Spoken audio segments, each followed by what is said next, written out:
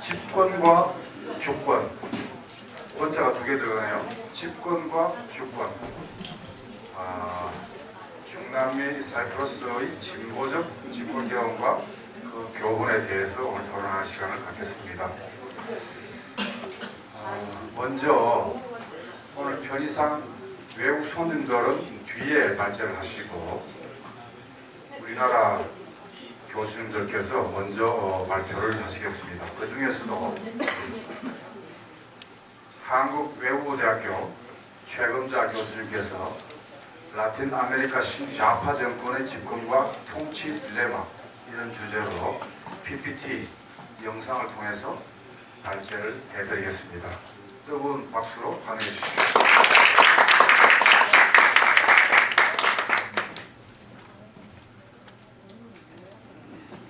안녕하세요. 우선 이런 자리에서 브라질뿐만이 아니라 라틴 아메리카에 대해서 특히 이 라틴 아메리카 대륙에서 일어나고 있는 새로운 현상에 대해서 설명할 수 있는 기회가 주어진 것에 대해서 감사드립니다. 우선 여러분들 알다시피 라틴 아메리카에서는 최근에 1990년도에 시장을 개방을 하면서부터 신자유주의가 본격적으로 들어오기 시작했고 그 이후부터 라틴 아메리카에서 좌파들, 그동안의 투쟁했던 좌파들의 이념적인, 그다음에 이데올로기적인, 정치적인 투쟁 방식이 변화에 따라서 지금 어떻게 변화하고 있는 것에 대해서 올해 대선에 90일이 남지 않은 대선을 어떤 의미가 있는지 그것에 대해서 설명하고자 합니다. 넘겨주세요. 크게 할까요? 우선 제가 준비한 글은요. 지금 현재 일어나고 있는 라틴 아메리카의 원주민 운동이라든가 모토진 운동이라든가 아르헨티나의 피케테르스 운동이라든가 여러분들이 알고 있는 대환사회 운동이 왜 일어나는가? 그것이 좌파, 옛날 좌파하고는 구별이 되는 신좌파와 어떠한 의미를 가지고 있는지, 그리고 그러한 신좌파의 출현 배경에 대해서 설명할 거고요. 그 다음에 특징, 그러니까 이 신좌파의 특징은 5가지로 요약이 될 수 있는데요. 전략의 다원성과 빈곤화된 조직 형태의 전합, 폴크가 가르는 아이플라스라고 얘기하는데요. 서로 다른 여러 개의 조직과 정치 집단이 어떤 하나의 목적을 위해서 서로가 연대하는 그런 형태를 아이플라스라고 하는 건데요. 첫 번째 특징이고요. 두 번째 특징은 이렇게 연대를 하기 위해서 굉장히 다양한 요소들이 전부 발달되어서 다양한 정책을 필요하는 것이 특징이에요. 그 다음에 세 번째는 시민사회 운동이 중요하고요. 네 번째는 개혁주의. 그 다음에 5번째는 민주주의를 신봉하는, 민주주의를 좀 더 심화시키면서 공부화시키는 그런 목표를 가지고 있어요. 그 다음에 4번째에서는 그렇다면 이미 이러한 좌파 운동을 통해서 집권한 좌파 정부들은 지금 현재 우리가 살고 있는 세계화 시대의 신자유주의 경제정책 하에서 어떠한 경제정책을 펴나가나 그런 것에서 자기네가 집권을 하기 위해서 그동안 투쟁해왔던 것과 그 다음에 통치하면서 그런 딜레마들에서 설명을 할 거고요. 그 다음에 이제 5번째는 각 나라가 혼자 개개의 투쟁을 하는 게 아니라 연대하는 모습을 어떻게 하고 있는지를 보여드리도록 하겠습니다.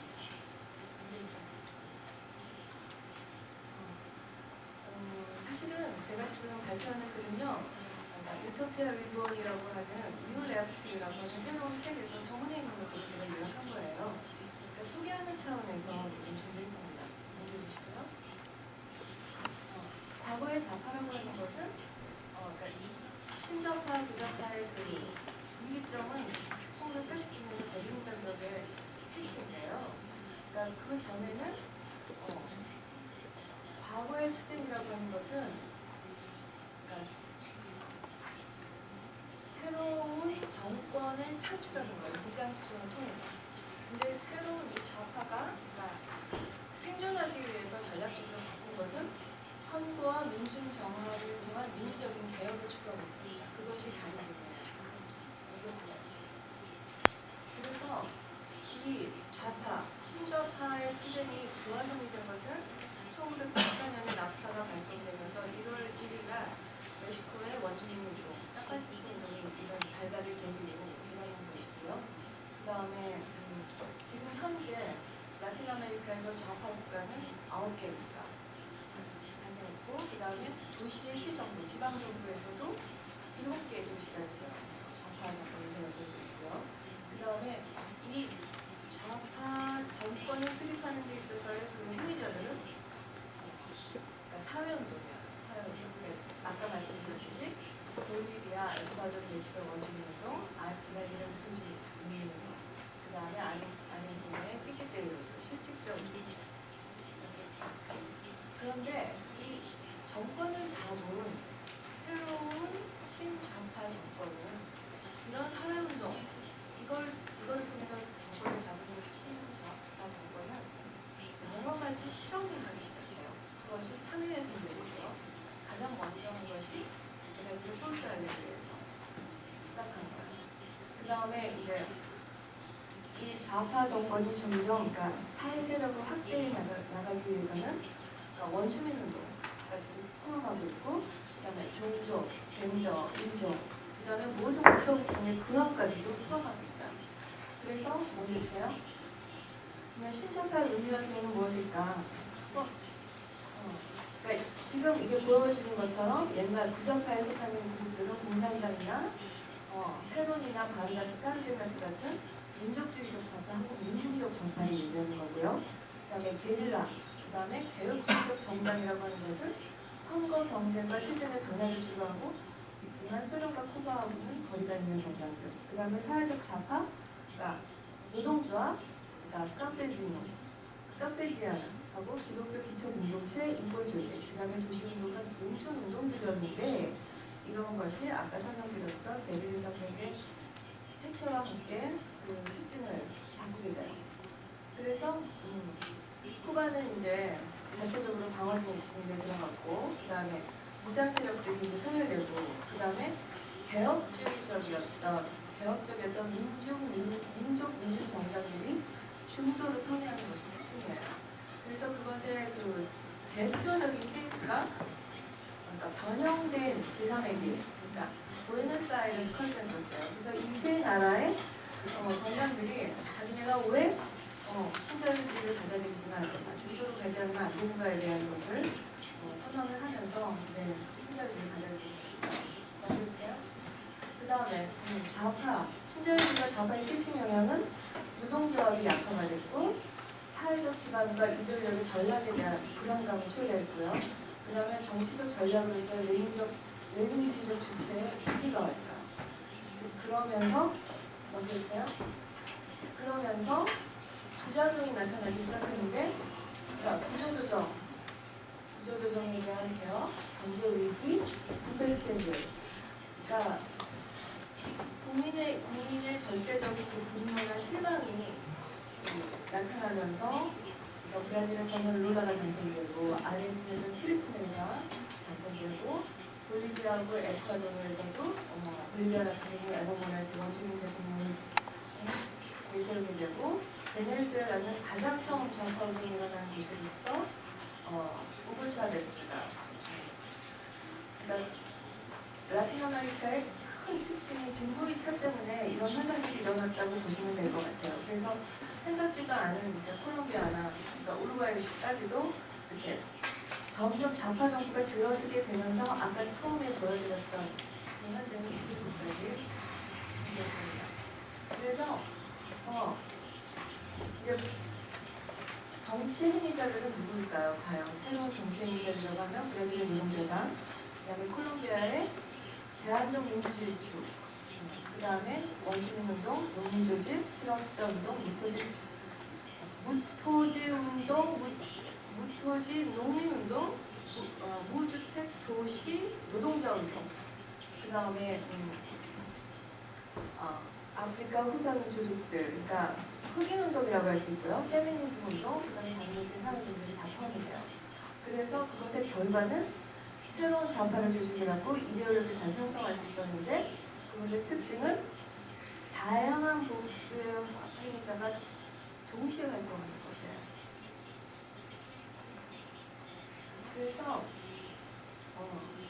이제 또 다른 그 신자파 출현 배경으로는 그러니까 경제적 위기하고 그 다음에 보수 정당의 무능의 이유가 있고요. 그 다음에 또 네 번째는 이제 세계사회 포럼이라고 하는 것이 2001년 폴달레리가 참여예산제를 제일 처음 실시했던 폴달레리에서 열리고 있어.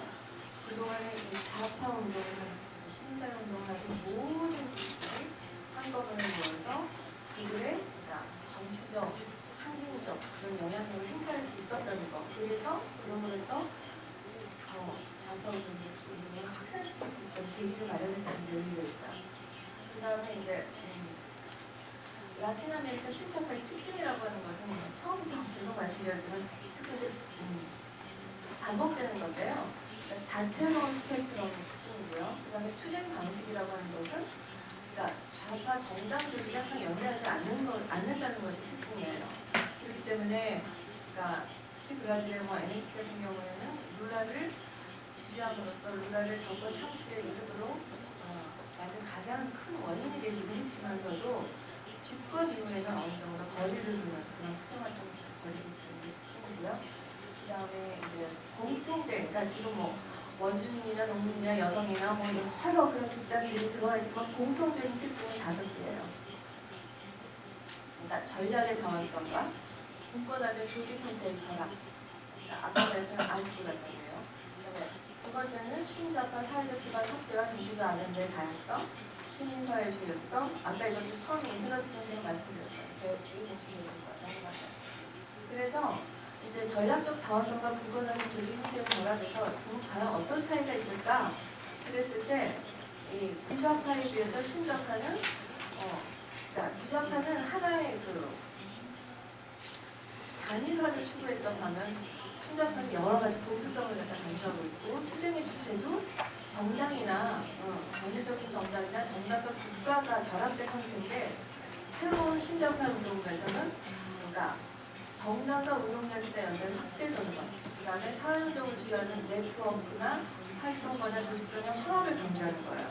그 예로서는 맨 아래 보시면 우루과이 확대 전선이나 브라질의 노동자당, 콜롬비아의 좌파 이런 것이 이제 해당이 되고요. 볼리비아의 이제 물전쟁 같은 경우에는 한국의 신문에서도 잘 알려졌는데요. 그러니까 미국 자본에 대해서 그 유명화를 했다가 원주민 운동하는 원주민 운동하는 사람들과 국가가 결합해서 그 민영화를 막아냈다는 데 굉장히 의미를 가지고 있는 부분이고요. 그 다음에 뭐 페미니즘 운동이나 원주민 운동 자체도 NGO들이 좌파 정당하고 연합해서 같이 활동을 벌이기 때문이에요. 그 다음에 투쟁 방식이 굉장히 다른데요. 그러니까 부좌파가 계급 불평등에 대해서 투쟁을 최우선시하고 노동조합의 정치적 우월성을 구해줄 것과는 달리 신좌파는 연합과 네트워크를 통해서 조직의 자율성을 유지하면서 공통의 정치적 목적을 달성하는 것에 있어요. 그러니까 뭐 선거나 캠핑이나 저항 시위인데 아마 이 투쟁 방식에 있어서 지금 한국 사회에서 주는 그 어떤 시사점이 크다고 볼 수가 있겠죠. 그 다음에 이제 전략 목표는 집권과 민주적 개혁을 위한 통치. 그러니까 하지만 이제 전략 목표가 그러니까 멕시코 사파티스타 운동이나 아르헨티나 피게테르 시위 운동처럼 반정당, 반국가의 입장을 취합했다는 것이죠. 이미 좌파 정부가 들어섰음에도 불구하고 완벽했어요. 그래서 전략의 목표의 특징은 레닌주의하고도 거리가 멀고 그 다음에 한때 레벨의 극단적 비전과도 거리가 멀다. 즉 신좌파의 특징, 전략 목표의 특징은 국가 권력의 정치나 국가 개혁 대신에 지역 조직들의 하이퍼 디센트럴라이즈된 네트워크를 통해서 전 지구적인 연합을 이루려고 시도하는 것이 특징이에요. 전략입니다. 그래서 이러한 과정 속에서 중요한 것이 이제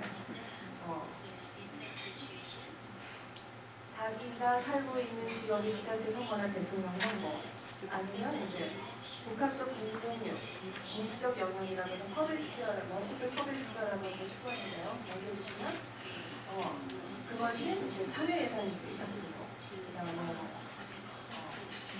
베네수엘라 민간 포럼이나 볼리비아 농민회원 관계위원회, 사파키스타의 조언정부위원회와 같은 자유지방 정치, 그다음에 아르헨티나의 주민회원 자치공동체. 그러니까 참여 예산제에서 좀 더 발전한 형태라고 보시면 될 것 같아요. 그래서 라틴 아메리카 이제 어떻게 그러니까 자기네 그 세력을 확대해 나가는가, 그리고 어떤 정치적인 아젠다를 추구하는가 이렇게 봤을 때 사회적인 평등과 그다음에 상대하고의 그 차이에 대한 존중을 한다는 것이 우좌파하고 다른 특징이에요. 그렇게 함으로써 가장 효율적인 민중공헌의 형태를 갖추고 있다는 거예요. 그래서 그러니까 지금 에콰도르의 전국 원주민 연맹을 중심으로 조직된 그러니까 원주민주의, 이것이 지금 라틴 아메리카 전역에 좀 영향력을 끼치고 있고요. 그 다음에 볼리비아의 사회주의 운동과 에콰도르의 코리아 정부의 핵심 사회적 기반이 되고 있어요. 그래서 그러니까 이런 상이한 주체들이 상호 인정하는 이 사람들의 특징은 정치 논리를 지향한다는 것인데요. 이 정치 논리라고 하는 것이 렉스네르라고 하는 학자는 그러니까 너무나 다양한 형태를 보여주기 때문에 좌파라고 부좌파에 대한 신좌파 이렇게 정의하지 않고 복수로 좌파 특이라고 부를 거를 이제 제안을 했고요.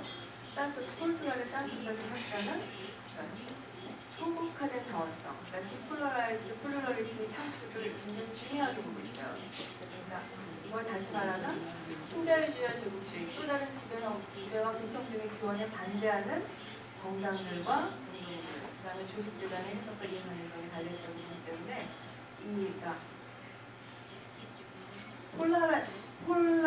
폴라라이즈된 그 플루러리티라는 그 디폴러, 그러니까 그 극을 여러 개의 극을 만들어 그러면서 한 세상의 특징을 가는 것을 얘기하는 거예요.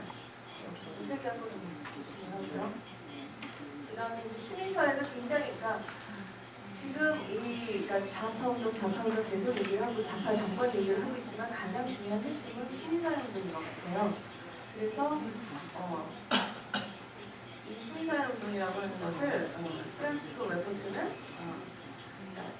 국가보다 정치에서 더 많은 것을 배웠다라고 하는데 그것은 군사정권 기간 때의 어떤 그런 투쟁 경험들 이런 것으로 이제 축적이 되는 것으로 볼 수 있습니다. 그래서 근데 시민사회가 가장 중요하면서도 시민사회 전권을 부여해서는 위험하다고 경고한 학자들이 있어요.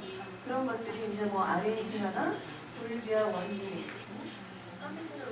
이런 경우에서 이제 보여졌다는 것을 학자들이 증명을 하고 있는데요. 그러니까 너무나 시민사회의 손에다가 많은 권한을 주게 되면 그것이 잘못해서 오히려 적들의 손에 넘어갈 수 있다. 이런 경고를 하는 학자들이 있다는 거. 그 다음에 이제 개혁주의는 제일 중요한 것이 그러니까 제도적인 수단을 통해서 아니면 폭력적인 수단을 통해서 아니면 외적 동원을 통해서 그러니까 멕시코의 사파티스타 운동 같은 경우에서 걸으면서 투쟁한다, 복종하면서 투쟁한다 이런 말들을 하는 걸 보면 그러니까 현재 그 정치 체제에서 순종을 하면서도 자기네가 원하는 것을 꾸준히 표시를 하겠다 이러면서 나가는 그런 투쟁 형태를 가지고 있어요. 그다음 넘어갈까요? 그 다음에 이제 근데 이 개혁주의 그러니까 현재 체제를 갖다가 유지를 하면서 개혁을 하려고 하면 그런 전략이 남들 두가지 하면은 정치적인 의미에서는 무장통행 투쟁과 멀어지는 걸 의미하고요. 경제적인 의미에서는 중앙 집권적 사회주의 모델을 포기하는 것을 의미해요. 그래서 따라서 그러니까 경제적 개혁주의, 즉 신자유주의에 대한 대안 기축이 가장 큰 이제 집권한 이후에 좌파 정권이 겪는 딜레마를 부여하고 있죠. 그리고 이제 다섯 번째는 어느 나라든지 선거를 통해서 자기네가 원하는 것을 이끌어내겠다라고 하는 민주주의를 신봉을 하고 있고, 그 다음에 민주주의를 점점 더 공고화하는 그런 성격을 보이고 있다는 것. 근데 이 신자파가 추구하는 대의민주주의라고 하는 것은 참여민주주의하고의 급격한 결합을 통해서 가능하다고 보여주고 있습니다. 그 다음에 이제 딜레마는 이제 정권을 잡은 정권, 좌파 정부의 딜레마는 그러니까 신자유주의와 자본주의에 대한 대안을 어떻게 마련하는가 뭐 이런 거 있고요. 그 다음에 좌파 세력 자체의 민주화를 포함한 라틴 아메리카 정치사회 민주화를 어떻게 이룰 것인가, 이 두 가지가 가장 큰 딜레마인데요. 이것은 자기네가 선거 과정에서 주장했던 것과 또 정권을 잡고 난 다음에 보여주는 그 어떤 그 모순점 때문에 나타나는 현상이라고 볼 수 있습니다. 그래서 이제 룰라 같은 경우에는 그러니까 전 정부인 페르난도 엔리케 까르디노의 정책을 그대로 계승했다, 이런 비판을 받고 있기도 하고, 그 다음에 베네수엘라 차베스 같은 경우에는 민주화 포퓰리즘 정부, 그 다음에 이제 룰라하고 기교가 된다. 그래서 오히려 그러니까 신자유주의를 받아들이는 룰라가 더 온건 좌파가 좀 더 좌파를 발전시키는 게 아닌가 하면서 이제 좌파 사이에 어떤 그 내분을 불신을 촉발시키는 계기가 됐고요. 그 다음에 이제 좌파의 사회민주주의의 가장 성공한 예는 여태껏 말씀드렸던 브라질의 경우 노동자당, 우루과이 확대전선 칠레 사회당인데요. 가장 큰, 그러니까 좌파 정부의 가장 큰 딜레마가 나타나는 것은 아르헨티나나 우루과이를 보는 할 수가 있겠어요. 그 다음에 이제 대안의 문제는 왜 이런, 아까 말씀드렸듯이 정치가 모든 것이 정치의 문제로 해결할 수 있는 것이 아니라 경제 문제와 연결되어 있기 때문에 그래서 이제 브라질의 경우를 이제 예를 들자면, 그러니까 4번의 대선 도전 끝에 2002년 대통령이 당선된 룰라가 10월 26일에 선거가 있었는데요. 6월 달쯤인가? 제가 기억하기에, 그러니까 국민들에게 보내는 편지를 선언을 합니다. 그것은 그러니까 겉으로 보이는 모양새는 국민들에게, 그러니까 자기가 그러니까 수염이라든가 노동자들의 상징이 뭐 이런 무서운 사람이 아니라, 공산주의자가 아니라 자기가 정권을 잡게 되면 그 이전 정부의 그 신자유주의 경제 정책을 그대로 따라가겠다라고 하는, 그러니까 외부에 대한 그런 내용 말하는 그런 의도를 가지고 한 건데요. 저는 이제 2002년도에 한국에 있었어요. 근데 이제 신문에 이렇게 나더라고요. 미국의 그 금융업자인 소로스가 브라질 국민이 브라질 대통령을 뽑는 게 아니다. 나는 그 투표에 참가하지는 않지만 나 같은 사람이 브라질 대통령을 뽑는 사람이다. 그래서 제가 어떻게 이렇게 감히 한 나라의 그 대통령 뽑는 거에 대해서 이렇게 자신 있게 오만하게 얘기를 할 수 있을까? 뭐 이런 생각을 했는데, 역시 이제 금융의, 그러니까 국제 금융을, 그러니까 돈줄을 쥐는 사람들의 이제 비토권 행사할 수 있다는 것 때문에 룰라도 거기에 이제 손을 든 거죠. 그다음에 우루과이 같은 경우에는 이제 2004년에 확대전선이 이제 선거에서 승리를 했는데, 그 당시에 재정경제부 장관에 임명된 다닐로 아스토리가 아이고 큰일 났다. 나도 내가 앞으로 해야 할 일이 브라질의 룰라 같은, 그러니까 자기네가 여태껏 투쟁해왔던 것과는 모순되는 그런 정책을 피대될 수밖에 없겠다라고 하는 그런 얘기를 했다는 게 이제 기록에 남아있는데요. 룰라 같은 경우에는 어떤 우파 정권도 할 수 없었던 국민연금 개혁도 했고, 그러니까 가장 그러니까 좌파 정당으로서 상상할 수 없었던 그런 일들을 많이 했어요. 그 다음에 이제 또 한 가지는 룰라 같은 경우에는 대통령이 당선이 되고 내각을 구성을 할 때 중앙은행 총재나 뭐 재정부 장관 이런 사람들을 전부 뭐 보스턴은행의 뭐 지점장 뭐 이런 사람들, 그러니까 미국에서 훈련받고 교육받은 사람들을 전부, 그러니까 신자유주의를 신봉하는 그런 사람들을 다 내정할 수밖에 없었는데요. 이 글에서는 그러니까 그 보수주의자들이 뿌리 뽑히지 않는 것에 대해서 지금 설명을 하고 있어요. 그러니까 경제를 운영하는 그 측면에 있어서 얼마나 보수주의자들이, 그러니까 겉으로 정권이 바뀌었지만서도 불구하고 그 사람들이 힘이 강한가에 대한 얘기를 하고 있고요. 그 다음에 이제 이거에 대해서 이제 피에로 부르디에 같은 사람은 신자유주의가 라틴 아메리카에 물려준 유산은 오른손과 왼손의 긴장이다. 그러니까 무슨 뜻이냐면, 그러니까 오른손이 정통 경제학을 고수하려는 국가라고 한다면 왼손은 포스트 신자유주의 경제 정책을 모색하면서 우리가 가장, 그러니까 분배 목적으로 둔 교육이나 보건이나 노동이나 사회복지 이런 것들을 실현하려고 하기 때문이다.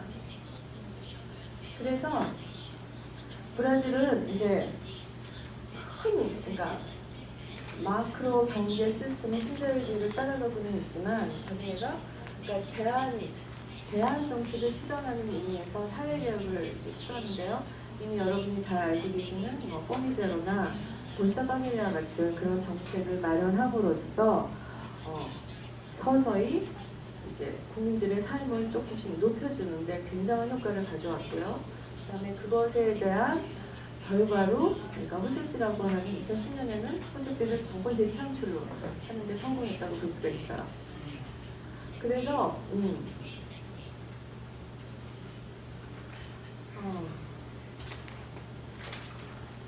그 다음에 이제 또 다른 그 신자유주의가 이제 도래하게 되는 그런 것에는 이제 보수 정권의 부패를 들 수가 있고요. 그 다음에 이제 그렇기 때문에 이제 그 그러니까 좌파가 신좌파로 그런 피켓을 들면서 새로 등장할 수 있는 정치적 공간이 마련되었다고 볼 수 있겠어요. 그 다음에 이제 그럼에도 불구하고 이제 신좌파는 부좌파하고 다르게 민주주의를 신봉하는 그런 시정 정책을 쓰고 있고, 그다음에 민주주의가 왜 그러면 이 좌파들에게, 좌파 운동을 하는 시민사회 운동이나 정당들에게 왜 민주주의가 어필을 했을까요? 그러면 그러니까 그 사람들이 그 시각이, 그러니까 우위 권위주의에 대한 그 비판을 했던 좌파 정당이나 사회 운동을 했던 사람들이 권위주의 일반에 대한 비판을 확대하면서 더 많은 그 지지 세력을 얻게 됐죠. 그 다음에 이제 좌파가 민주주의를 수용한 두 가지 원인은, 그러니까 정해진 목적을 달성하기 위한 것이다. 그러니까 그 다음 두 번째는 넘겨주세요. 민주주의 그 자체가 목적이 되고 있다. 그래서 라틴 아메리카에서 지금 벌어지고 있는 그런 현상은, 그러니까 맨 아래쪽에 있는, 그러니까 민주주의화 되어가고 있다. 그러니까 그 이전에서 권위주의적인 정권에서 모든 그 주체들이 정치 활동을 하게 되면서, 그러니까 차이에 대한, 그러니까 인정을 하고 평등을 추구하면서 민주주의화로 되어가는 그런 활동을 하고 있다는 것이 특징이라고 할 수 있어요. 그래서 근데 이제 민주주의를 선회하게 된 두 가지 원인은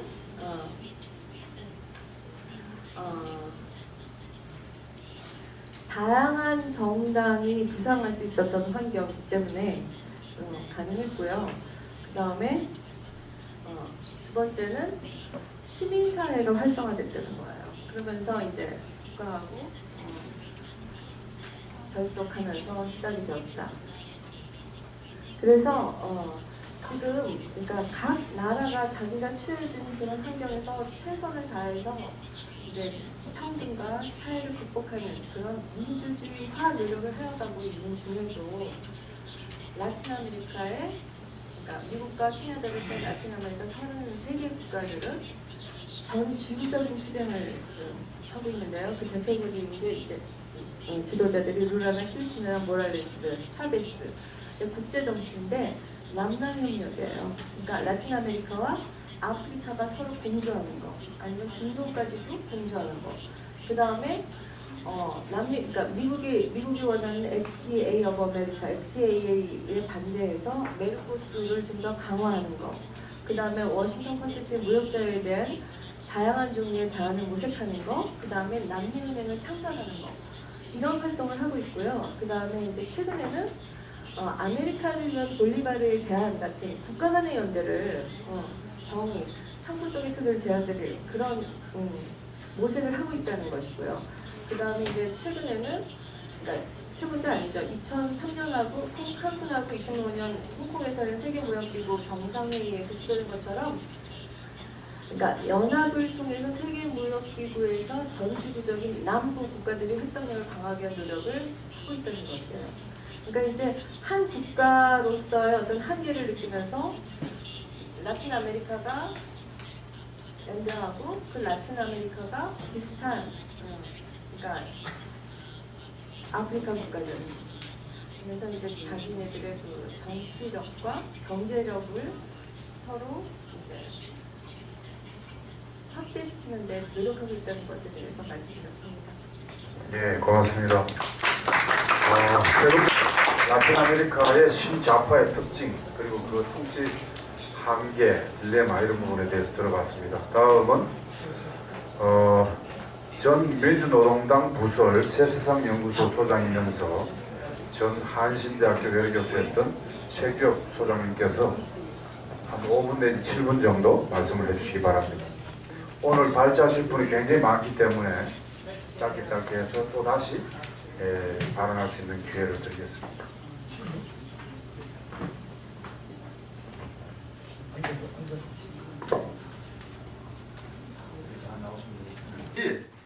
자료집 211페이지 보세요. 211페이지.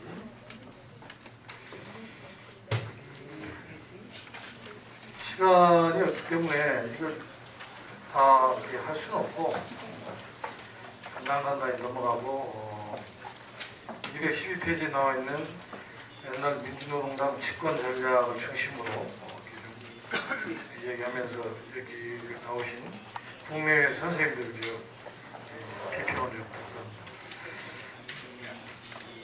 잘 아시다시피 한국 사회에서 합법적 진보정당으로서 어쨌든 우회 진출까지 하면서 일정하게 발전을 보였던 게 민주노동당이었죠. 그 민주노동당이 2004년도에 국회의원 10명을 쟁취함으로써 전직을 하게 되는데, 한때 당 지지율이 2004년 7월달 같은 경우는 21%까지 상승하면서 집권도 내다볼 수 있는 그런 힘도 보여줬습니다. 그러다가 2008년도에 노선상 문제와 당내 추세주의 바로 더 나아가서 특정 집단을, 특정 정파들을 패권주의적 그런 당 운영 이런 것들이 작용을 해가지고 저는 뭐 본질은 이 추세주의, 기회주의에 있다고 봅니다만은 당이 분열이 됐습니다. 근데 2008년도 분열만 해도 이 민주노동당이 국민들이 완전히 버림받은 건 아니었어요. 국민들을 눈높이에서 볼 때 좀 이해할 수 있는 측면은 있었지만 어쨌든 정책과 노선의 문제로 비춰졌고 더 나아가서 물론 자리싸움 한다는 그런 느낌도 많이 주었지만 그게 이제 2008년도 총선에서 민주노동당이 국회의원 의석을 어느 정도 확보하는 걸 보면 입증할 수 있을 것 같습니다. 그러다가 이제 진보 진영 대통합을 위해서 노력한 끝에 2011년도에 참여당, 그다음에 진보신당 일부, 민주노동당이 대통합을 하게 됐습니다. 참 잘한 일이었죠. 근데 제가 볼 때는 통합 과정에서 화학적 결합보다는 각 그룹들의 이해관계를 중심으로 어쩔 수 없이 조급하게 이름이 됐으면 좋았을 텐데 그게 안 되다 보니까 조급하게 통합을 하다 보니까 서로 간의 신뢰가 확보되지 않은 상태에서 통합을 하면서 어쨌든 2012년 국회의원 선거에서 13석이라는 어쨌든 이 남한 진보정당의 초유의 성과를 얻어냈음에도 불구하고 결국은 분열에 의해서 지금 어려움을 겪고 있는 겁니다. 제가 볼 때는 특히 그 특정 정파 그 이해할 수 없는 그런 비상식적이고 비이성적인 패권적이고 폭력적인 행동에 의해서 통합진보당 전체가 주저앉는 국민들로부터 정책과 노선을 떠나서 비상식적이고 비이성적인 집단으로 보일 수밖에 없는 그런 현실이 되면서 진보 정당의 생존을 위해서 다시 또 분열이 될 수밖에 없는 이런 현상이 보이는 것 같습니다. 어쨌든 오늘 그 남아메리카 여러 가지 사례를 통해서 한국에서 진보 정당이 어떻게 집권할 것인가 이런 규정을 자기가 될 것 같은데 저는 개인적으로 브라질 노동자당에서도 배울 게 많고 궁극적으로는 그 베네수엘라 차베스 21세기 사회주의 혁명 이런 방향이 옳지 않은가 저는 개인적으로 생각하고 있습니다. 그리고 우리 쿠바 동지들도 정말 외롭게 고생 많이 하고 있고 물론 이제 그 룰라 정부에 대해서 신자유주의적인 그런 측면들이 있다면 저도 인정합니다만 적어도 외교 국방에 있어서는 신제국주의 세력과 원칙을 지키면서 함께 운동해야 봤으면 좋겠고 더 나아가서 기본적인 이 보편적 복지를 위해서 몸부림치고 이런 부분들이 지지율이 많이 올라있는 것 같고 다만 신자유주의와 룰라가 타협할 수밖에 없었던 객관적인 조건을 저는 좀 봤으면 좋겠어요. 1998년도에 브라질이 국가 부도가 룰라가 대통령 되던 해에 또 국가가 부도가 납니다. 대한민국은 한 번 부도나는데 브라질은 2번 부도가 납니다. 일단 미국 애들이 한 거죠. 이러면서 두 번째는 7개, 8개 정당이 연합을 해가지고 룰라가 당선이 됐을 뿐만 아니라 또 10개 넘는 이 정당들이 연립정부였죠. 이런 여러 가지 요소를 보면서 브라질 노동자당의 이 노선을 그대로 관철이 그대로 될 수 없는 그런 구조적 한계도 좀 우리가 봐야 되지 않겠는가. 어쨌든 제가 오늘 국내에 우리 동지들에게 비평을 좀 듣고 싶은 얘기는 212페이지입니다.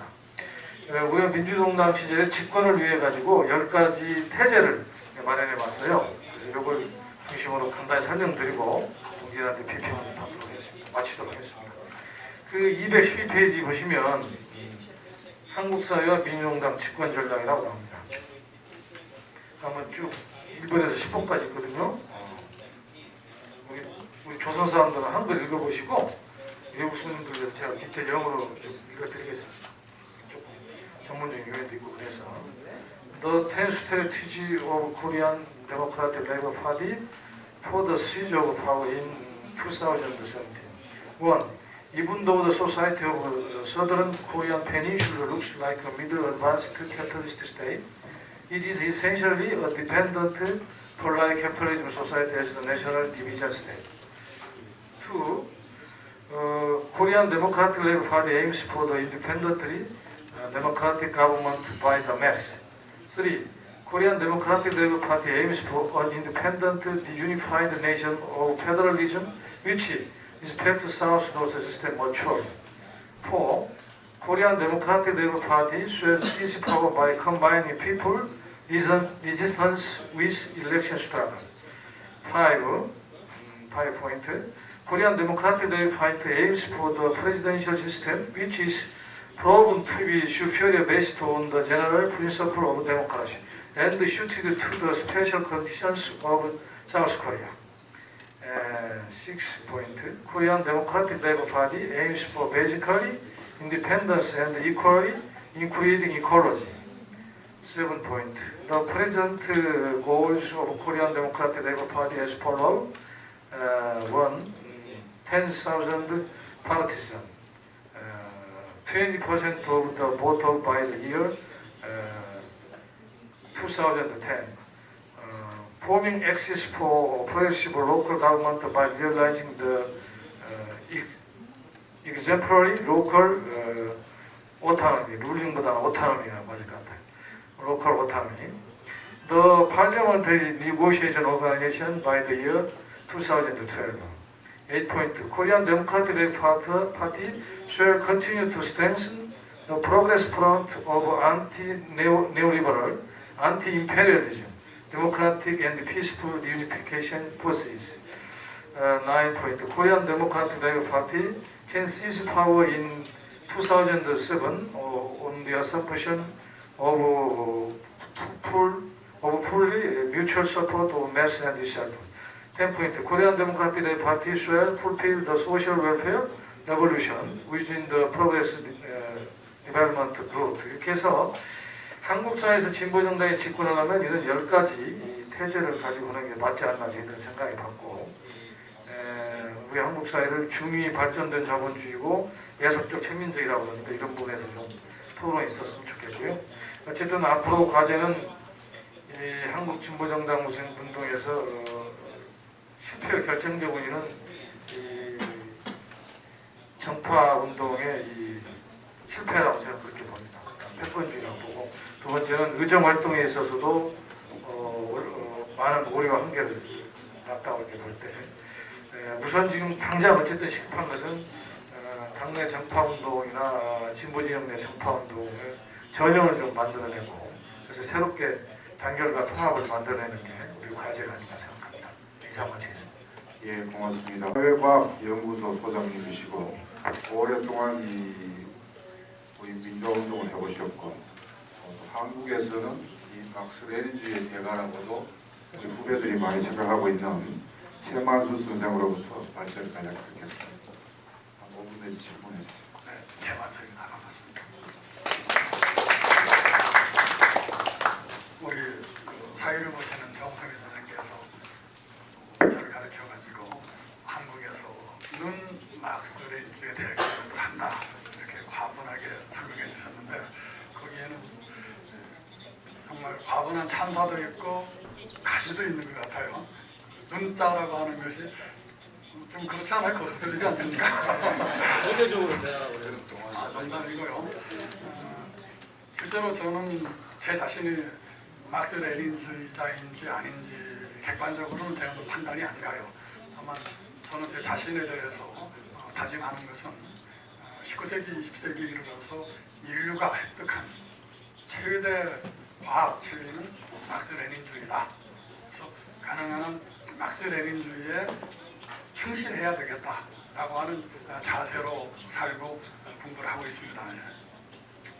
그리고 그런 의미에서는 오늘 이 주제, 민중 주권 혹은 민중 권력이라고 하는 이 주제가 제가 생각할 때는 한편에서 특히 최근에 그 라틴 아메리카에서 이런 그 민중 권력들이 들어서고 있는 것이 민중적 의지가 제국주의나 혹은 그들을 등에 업은 그 토착의 지배 세력들에 제어할 수도 있다라고 하는 점을 보여주는 점에서는 굉장히 긍정적이고 진보적이다라고 생각하지만 그것은 메달의 한 면이다라고 생각합니다. 메달의 한 면이고, 제 입장에서 볼 때는 여기는 그러한 긍정적인 측면보다는 훨씬 더 많은 부정적인 측면을 저는 가지고 있다고 생각을 합니다. 그리고 이제 오늘 이런 그 주제를 주치측에서 잡은데도 오히려 저하고는 다른 어떤 의도를 가지고 잡지 않은가 싶었고요. 저한테 온 이메일 내용도 이제 제가 그 발제반에 간단히 얘기했지만 그런 것에서 마음이 좀 불편하기도 하고 좀 두렵기도 하고 그렇습니다. 우선 저는 지금 라틴 아메리카에서 벌어지고 있는 상황들을 볼 경우에 쿠바는 전통적으로 현실적으로 예의적이라고 생각을 하고, 베네수엘라 이후에도 여러 사태를 보면 베네수엘라야말로 가장 그 중에서는 장기적으로 그간 지구를 확보하고 있고 정책을 추진해 왔고 또 실질적으로 현실적으로 많은 여러 그 미션을 통해서 성과를 올리고 있다고 생각을 합니다. 그 점에 저는 긍정적으로 평가합니다만 그럼에도 불구하고 그렇게 가장 그 앞으로 나아갔다라고 하는 베네수엘라조차도 현재 그 볼리바르 혁명 13년이 지난 현재 보면은 여전히 그 사이에 지배적인 생산 양식은 자본주의다라고 하는 겁니다. 자본주의다라고 하는 거고. 그다음에 실질적으로 여러 그 레트릭을 통해서 사회주의를 지향한다라고 하지만은 현실적으로는 제가 볼 때는 그 부분이 사회적으로 이행할 가능성은 별로 없다라고 생각합니다. 제가 여기 그 간단히 최근에 이제 읽은 한 자료를 인용을 했는데 카를로스 제가 언어에 약해서 윗모라고 읽어야 되는지 윗모라고 읽어야 되는지 모르겠습니다. 그러니까 이분이 베네수엘라 공산당의 정치국원이고 국제담당 비서인 것 같은데 최근에 그 호주 오스트레일리아를 방문해서 한 인터뷰 내용 중에 현재 이제 그 베네수엘라에서는 자본주의 내에서의 비자본주의적 체제로의 이행 과정이다 라고 얘기하고 있다는 거죠. 우선 최근에 거슬리는 것은 왜 하필 비자본주의적 체제라고 얘기할 수밖에 없느냐, 도대체 지향이 뭐냐 하는 문제가 있다는 거. 그 다음에 과연 현재 그 볼리바르 혁명 내에 생산수단, 사적 소유에 대한 폐지 강력 프로그램 계획이 있느냐 하는 문제입니다. 제가 볼 없다고 생각하고 있거든요. 이런 한에서 이게 가능하겠느냐라는 거죠. 이렇게 본다라고 보면 제가 이제 그 단언할 수는 없지만 상당히 낙관하기에는 문제가 있다라고 생각하고, 더구나 최근에는 이제 그런 목소리가 별로 안 들렸는데 여기 와서 옛날에는 별로 이렇게 먼 것 같이 생각이 먼 것 같지 않았는데 오늘 보니까 이제 많이 먼 거로 느껴지는데, 베네수엘라의 그 볼리바르 혁명을 가르쳐서 21세기 사회주의다 그런 식으로 규정하고 전형화하고 일반화하고 보편화하는 것은 문제가 있다. 그럴 수 없다. 왜? 베네수엘라에서의 성과를 충분히 인정하지만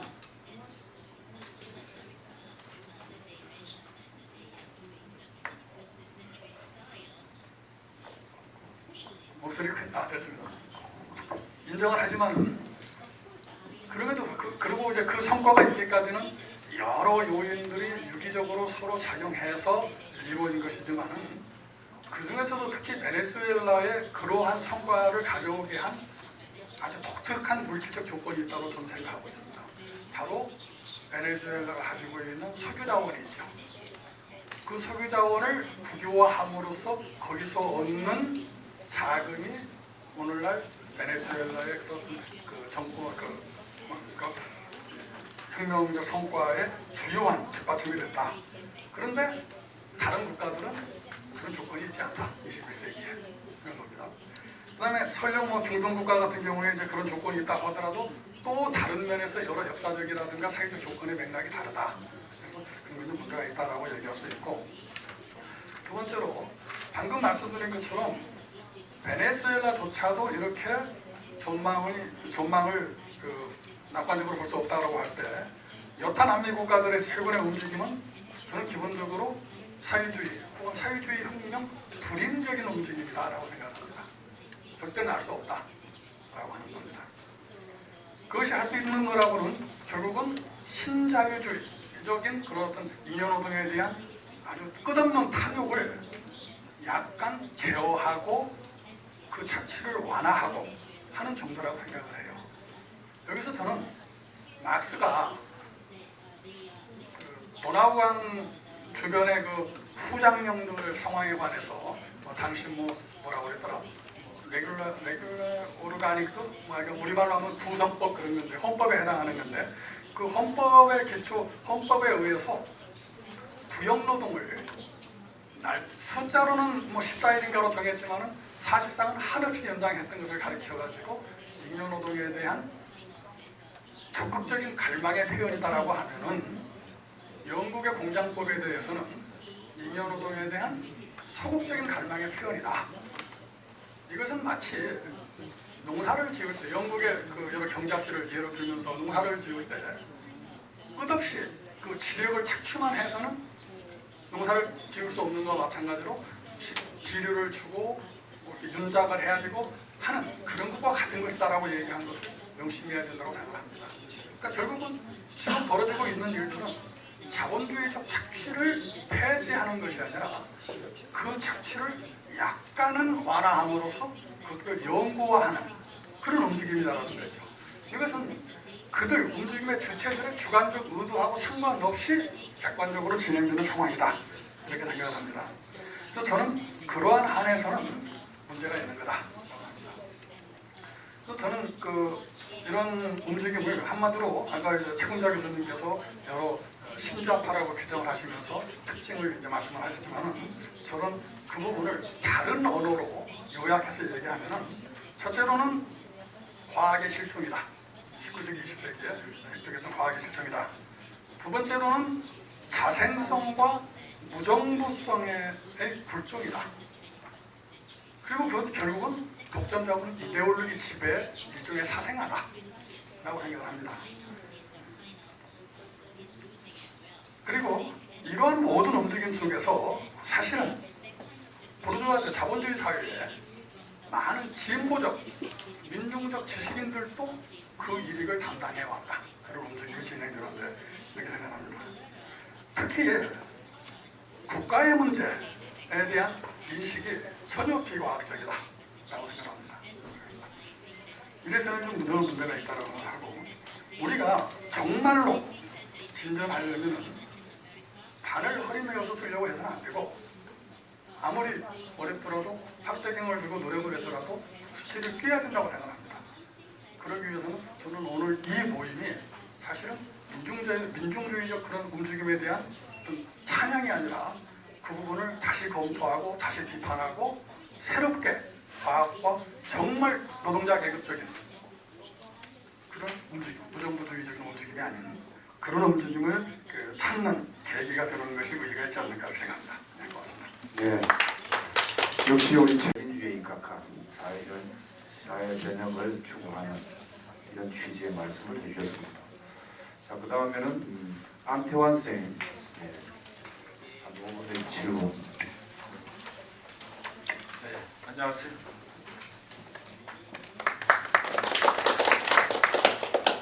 네, 안녕하세요. 안태환입니다. 여러분들 뵙게 돼서 반갑고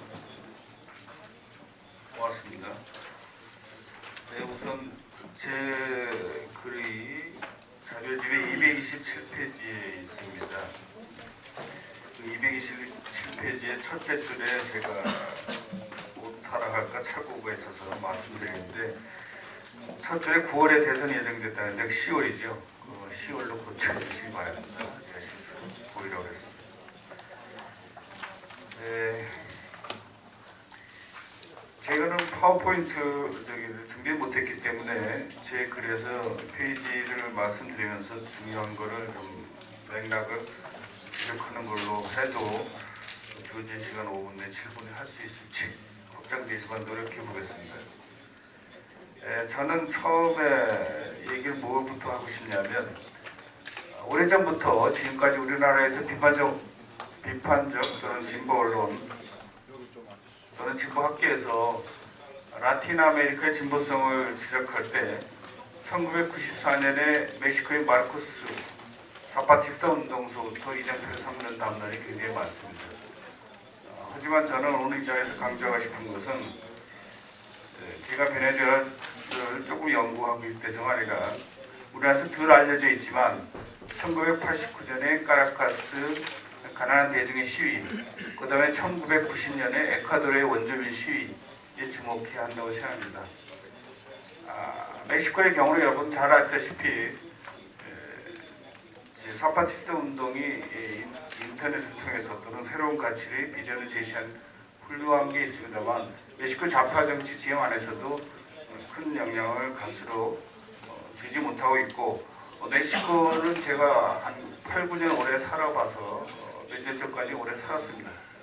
일상생활에서 피부를 많이 느끼는 나라인데 뭐라고 말할 수 없을 정도로 무너져가는 나라입니다. 여러분도 아시겠지만 굉장히 심각합니다. 그 심각하게 무너지는 가장 중요한 거는 철저하게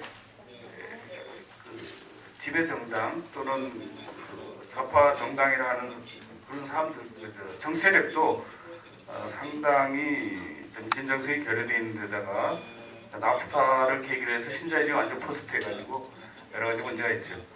그런 반면에 베네수엘라와 에콰도르는 지금 현재 아까 최근자 교수님께서 신자파로 말씀하시는 새로운 라틴 아메리카 90년대 의회 좌파 흐름에 중심적 영향력을 발휘하고 있는데 그 출발점이 에콰도르도 그렇고 베네수엘라도 그렇고 예를 들어서 에콰도르 공산당 또는 베네수엘라 공산당이 주축이 된 것이 아니라 즉 좌파 정당이 주축이 되거나 또는 진보적 노동 조직 이게 어떤 핵심부가 이끌어서 그와 같은 정치 변화를 이끈 것이 아닙니다. 아니라는 걸 제일 강조하고 싶습니다. 따라서 제 글에서도 제목을 차별스 체제를 출현시킨 사회적 주체를 차별스와 대중이라고 안 그러고 대중과 차별스라고 지적을 했습니다. 그리고 그런 시각에서 차별스 체제라는 베네수엘라의 21세기 사회주의도 좋고 여러 가지 사회적 정체성을 해석하는 도구를 마르크스주의에 근거한 계급투쟁의 도구가 아닌 에르네스트 라클라우의 포스트 마르크시즘 이론가라고 할 수 있죠. 그 라클라우의 포퓰리즘은 긍정적으로 민주주의의 진전을 바라보는 그 시각에서 해석을 해보았습니다. 그 베네수엘라의 차별체제의 진전의 의미를 조금 제 글에 몇 가지를 지적하기 전에 오히려 결론 부분은 먼저 나중에 시간이 부족할 것 같아서 먼저 얘기하고 본문에 들어가고자 합니다. 결론이 뭐냐면 라틴 아메리카 현재의 변화는 자본주의 대 사회주의 또는 의회민주주의, 대의민주주의 대 참여민주주의라는 이분법으로 볼 수 없는 더 거대한 변화라고 생각합니다. 그와 같은 거대한 변화가 우리나라의 여러 언론이나 이런 데서 크게 이렇게 일부는 소개되지만 제대로 소개되고 있지 않다고 생각합니다. 무슨 말씀이냐면 최근에도 지금 임마누엘 월레스타인 학자가 경희대에서 초청해서 한국에 와서 발표를 하신 걸로 알고 있는데요. 그런 미국의 서구학자들에 의한 비판적 진보적인 세계 체제 담론을 뛰어넘는 담론, 즉 근대성 탈식민성 담론이라는 것을 여러분들한테 강조하고 싶습니다. 이를 주도하는 학자들은 아까 최근자 교수님도 지적하셨던 포르투갈 출신 사회학자고 브라질 연구를 많이 하시고 세계 사회 포럼의 핵심적인 역할을 하시는 보아벤투라 데 소사 산토스, 그 다음에 월터 미놀로, 그 다음에 아뉴아 기하노 등의 근대성 탈식민성 담론에 대해서 라틴 아메리카에 관심 있는 진보적 지식인 내지 학생 여러분께서는 관심을 가져주시라고 말씀드립니다. 그런 소개가 되는 좋은 책 중에 하나는 서울대 라틴 아메리카 연구소의 김은정 교수가 얼마 전에 번역한 라틴 아메리카 만들어진 대륙이라는 월터 미놀로의 책이 있습니다. 그 책을 보시면 지금 베네수엘라 혁명을 이해하는 데 있어서도 자본주의와 안에서의 점진적 우회적 비자본주의 모델이라는 그런 것을 정통 박수주의 시각에서 볼 때 얼마든지 비판할 수 있는 그런 틀을 더 벗어나서 라틴 아메리카의 변화가 1492년 정복당한 이후 유럽 중심 세력에 의해서 한없이 왜곡되어 왔고 19세기 말부터 또 지금까지 의회민주주의, 대의민주주의가 나름대로 발전하면서도 항상 그 사회에서 가장 밑바닥이었던 원주민, 흑인 또는 가난한 사람들이 철저히 배제됐던 그 세력이 90년대, 80년대 말부터 또는 90년대 초부터 그들 스스로가 어떤 엘리트에 의해서 진보적 좌파 엘리트에 의해서 견인된 것이 아니라 그들 스스로가 거리의 민주주의를 통해서 시위하고 요구했던 것을 차베스가 그 대중의 요구를 받아들였다는 그것에 가장 주목해야 된다고 생각합니다. 그런 의미에서 그 대중의 주체가 지금 이 글에서는 포퓰리즘에 맞춰서 글을 썼습니다만 제가 지금 강조하는 라틴 아메리카가 라틴성을 넘어서려는 또는 그것이 가지는 포스트 신자유주의의 비전이 단지 경제정책, 사회정책적 또는 사회복지정책의 확대 수준이 아니라 우리가 생각하는 역사의 발전과 좌파들도 생각하는 역사의 진보까지 포함해서 근대성과 식민성, 폭력성, 자본주의에 대한 보다도 근본적인 성찰과 단절을 주장하고 있고 그것이 실천적 움직임이 사회운동으로 들어가고 있다는 그런 데 대해서 여러분들이 좀 더 관심을 가지셨으면 해서 강조드렸습니다. 그러면은 베네수엘라 얘기를 좀 드리겠습니다. 첫 페이지에서는 베네수엘라만이 아니라 라틴 아메리카는 아까 말씀드린 대로 원래부터 대중들이 굉장히 광범하게 소유되어 있었습니다. 그 말은 뭐냐면 19세기 후반 1860년 70년대까지에도 라틴 아메리카 전체 평균의 80%가 문맹이었습니다. 그 문맹이라는 것은 우리가 생각할 때 근대성의 가장 핵심적인 것이 교육인데 교육에서 배제되어 있었던 세력이 있었습니다. 그들은 철저하게 그들의 삶이 공동체적 감성에 입각한 개인주의적인 서구적인 생활 방식과는 다른 문화를 가지고 있었습니다. 그들이 가지고 있던 어떤 감성적 지지 또는 공동체적 사회 방식에 이해하고 그들을 끌어안을 수 있는 지도자, 그들은 항상 원했던 것이죠. 그것을 기존의 주류 포퓰리즘 다른 놈들은 안 좋은 방향으로 대중에 대한 지도자의 권력 획득을 위한 조작과 선동으로만 이해했던 것을 라클라우가 비판하고서는 그렇지 않다라고 해석한 것이 제 나름대로 핵심입니다. 여기서 아까 최금자 교수님께서도 강조하셨던 아르티쿨라시온, 스페인 아르티쿨라시온 접합의 얘기인데요.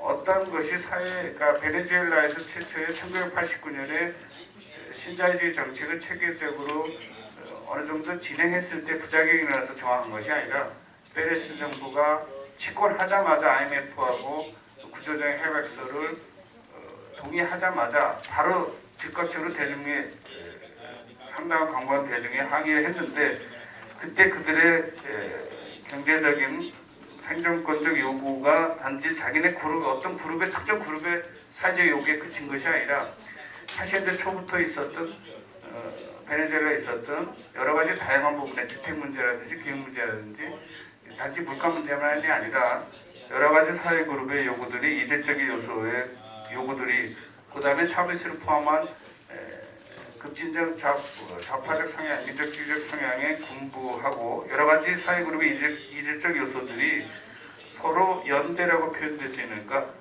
수직적 위계적 통합이 아니라 근가적 접합을 통해서 강력한 요구를 하고 이에 대한 반대되는 억압하는 세력인 기득권층의 핵심인 대기업들과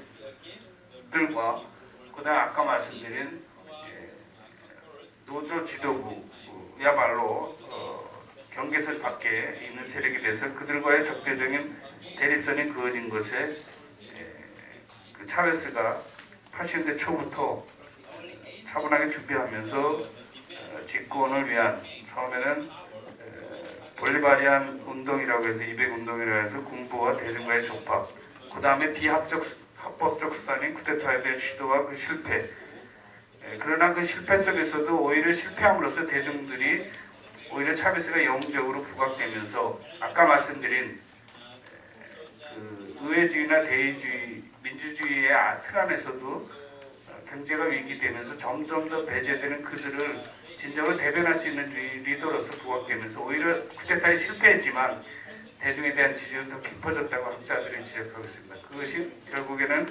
231페이지 가운데 제가 인용을 한 부분을 강조하고 싶은데 231페이지에 차베스가 1996년에 집권하기 몇 년 전에 신자유주의에 대한 문제의식을 신자유주의 정책은 거짓 또는 비인간적인 가설에 기초하고 있는데 차베스가 생각하는 볼리바리아 대화 아젠다는 가장 좋은 사회 정책이 대중의 요구에 응답하는 것이라는 원칙을 가지고 있다는 것. 이때의 대중이 선언적이거나 어느 동질적인 어떤 이념적인 그런 진보 세력의 결집체로부터 나온 요구가 아니라 사회에서 철저히 배제된 대중의 요구를 해서 출발했을 때 사회정책 내지는 신자유를 극복할 수 있는 새로운 체제를 지향할 수 있다고 문제 제기를 했고 실제로 유동적이고 매우 불안한 상황에서도 차츰차츰 권력을 확보해 나간 것이죠. 그와 같은 예는 1998년의 선거에 승리해서 1999년에 차베스가 집권했지만 2005년까지는 지금 정통 사회주의 전략에서 볼 때는 헌법 안에서도 사회재산제를 인정하고 자본주의 체제를 유지하는 것을 하고 있기 때문에 상당히 비판과 불만이 많지만 그보다도 약간 온건한 사회민주주의 시각에서 보더라도 굉장히 혁명의 진행 속도가 성급하게 나가지 않았습니다. 예를 들어서 차베스 정부가 2003년부터 미션이라는 사회정책을 시도했지만 어떤 차베스 체제의 또는 정부의 진보성이 구체적으로 드러난 것은 2006년 이후부터입니다. 그러니까 1999년에 집권했지만 수년의 시간이 흐르고 난 다음에 특히 2005년 말에 미주 정상회의에서 미국이 주도했던 라틴아메리카 전체의 신자유주의 블록화를 폐기시키고 즉 헤게모니적으로 라틴아메리카에서 좌파 정부들의 힘이 커지고 난 다음에 더 급진적인 나름대로 경제정책, 사회정책을 시도했다는 즉 233페이지에서 라클라우가 지적했던 헤게모니에 대한 인식을 가지고 베네수엘라 혁명 또는 과정을 이해하는 것이 선언적인 어떤 막스주의 담론에서 보는 것보다 더 중요한 것이 아닌가. 그런 의미에서 차베스 혁명의 가장 중요한 가치로 인정받고 있는 실험인 주민평의회, 특히 주민평의회하고 여러 미션 사업이 서로 연결되면서 그 정치적인 어떤 지지, 곧 선거가 있습니다만 지지에 있어서도 가장 핵심적인 지지 그룹이 정치 세력화된 노동운동 조직보다는 빈민가에 있는 아주 가난한 인종적으로 흑인 계열의 흑인이면서 여성이면서 빈곤한 이들이 주민평의 안에서도 가장 핵심적인 세력으로서 지지를 하고 있고 이들이 자기네들이 한 번도 꿈을 꿔보지 못했던 예를 들어서 가난한 흑인 여성, 빈민가 여성이 감히 의사가 된다든지 어떤 대학교 졸업자가 된다든지 하는 것을 라틴아메리카 역사가 사회구조적으로 도저히 불가능한 건데 그것을 실현시키고 있다는 것은 베네수엘라 혁명의 여러 가지 문제점 한계에도 불구하고 그와 같은 차별과 배제에서 벗어날 수 있다는 비전을 보여주는 것은 아까 초반에 제가 말씀드렸듯이 베네수엘라 혁명이 라틴아메리카만이 아니라 근대성과 식민성 차별과 배제를 극복하는 비전을 나름대로 단지 정책 수사가 아니라 실천하고 있다는 인식을 해야 되지 않는가 이런 생각을 하고요. 234페이지에서 지금 말씀드린 주민평의의 실험 이런 것도 라클라우 자신이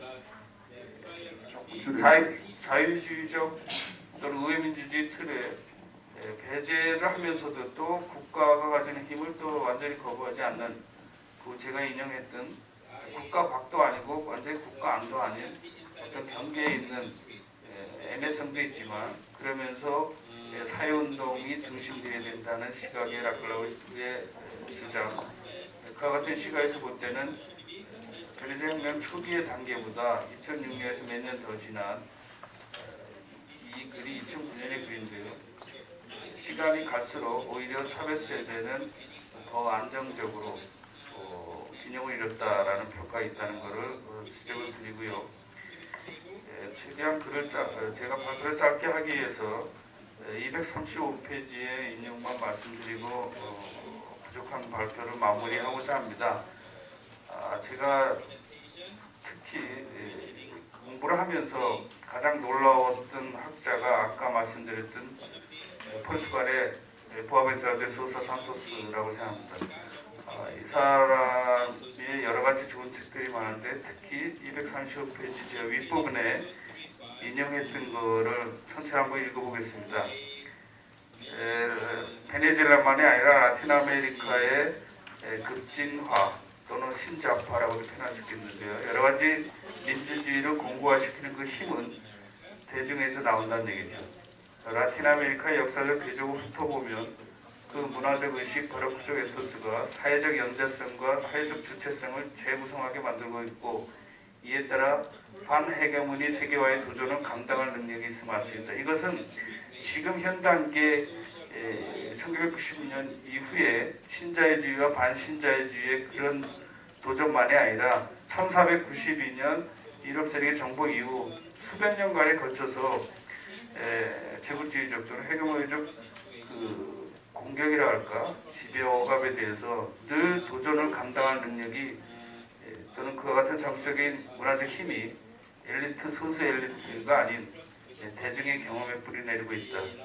이와 같은 새로운 사학의 출현은 새로운 자연법, 가장 사회의 밑바닥에 있는 기층 대중을 포용하는 복합문화적 탈신민족 맥락을 가지고 있다. 여기서 복합문화적 탈신민족이라는 것은 유럽 중심적 문화, 서구 중심적 근대성의 논리에서 벗어나려는 그런 비전을 보여주고 있다.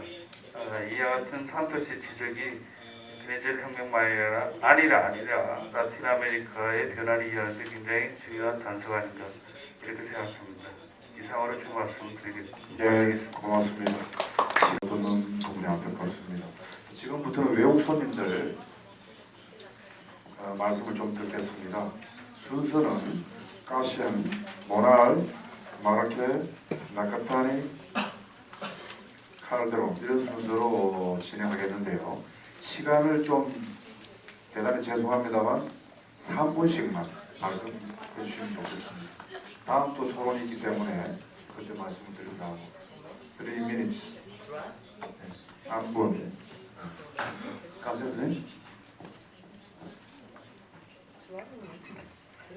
Thank you very much. I will try to stick to 3 minutes. I concentrate on the lessons which we can draw from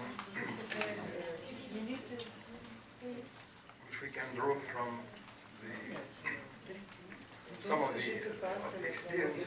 experiments in Latin American countries. First lesson, contrary to what we are being taught and told all the time, another world or other policies are possible. We are not condemned to adjust to so-called reality. We can create a new reality, and this is particularly true for Europe. We have a lot to learn from Latin American experience. Second lesson, social change, radical social change, can be achieved through elections, through the poll.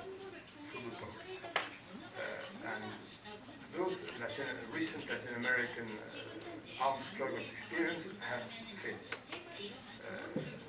The latest one was the most important. The revolutionary armies of Colombia are condemned to come to terms with the government, whatever it is. And contrary to what is being said, Chavez, as early as 1999, said that it has been proved that we can go to power without armed struggle. That's the second lesson. The third one is that the process, revolutionary processes can be contagious. I say revolutionary because revolution is not necessarily linked to armed struggle. In Venezuela, they speak of 20th century revolution. In Ecuador, they speak of the citizen revolution. So they rarely use the word left, by the way. So the process can be contagious. It started with Venezuela, if I accept Cuba, which has been with us for more than half a century. Next point. It is possible to create new international institutions, new interstate institutions, which break with, in Latin America, with the Washington Consensus. I'm referring to the Bolivarian Alliance for the Peoples of our America, ALBA. Other point, social movements can play a leading role. Some of the presidents left-wing presidents in America, I'm thinking of Correa, of Evo Morales, and Lugo in Paraguay, who suffered a coup d'etat a few months ago, were not party candidates supported by a party. They were supported by social movements. That is, party, in some countries, not in all, in Brazil, of course, the parties behind Lula and Dilma. But in these three cases, the leaders were elected because they were born by a powerful social movement, not by a party. Next lesson. I should add that social movements can bring someone to power, but can bring him down as well. And there is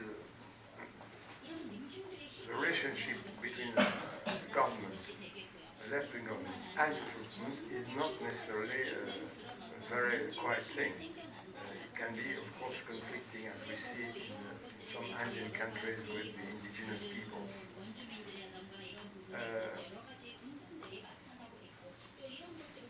Last lesson. We cannot rely on the mass media, on the big corporations to publicize what is being done in Latin America. Of course, on the contrary, there are defamation campaigns all the time, and particularly at the moment, in the perspective of the next presidential election in Venezuela on the 7th of October. And there is a systematic campaign of defamation, of libeling of Venezuela to deter people from looking at Venezuela. And particularly social democracy in Europe tries not to look at what happens in Latin America, looks the other way, because the mere fact that the political will can be put in a commanding position is something which social democrats refuse, of course, to admit. I think I hope I have kept within the 10 minutes. Thank you. 네, 고맙습니다. 3분, 3 minutes. Yes, I would begin saying that there was the Forum of Sao Paulo. We have to start with this idea with a group of movement, parties and political movement in Latin America starting to get together. Cuba participated in that too. Lula was a key figure at the time. And the idea was that through this bourgeois classical election, they could come not into power, but to government. I think this is a point that should be very clear. None of them is yet in power. They are all only in the government so far. Only Cuba is in power. That was partly possible because of the changes of mentality in Latin America, because the mysticism and the illusionism about that with this plain bourgeois democracy was enough for the good of people has been already clear for everybody that it was an illusion, and they started to hope to get further. I mean, social changes, political changes, economic changes. Then, of course, the key figure of Chavez shouldn't be underestimated. It has been very important, his leadership for the whole Latin America, for Venezuela, the fact that he could the first reached to the government through this election, and then afterward others have followed.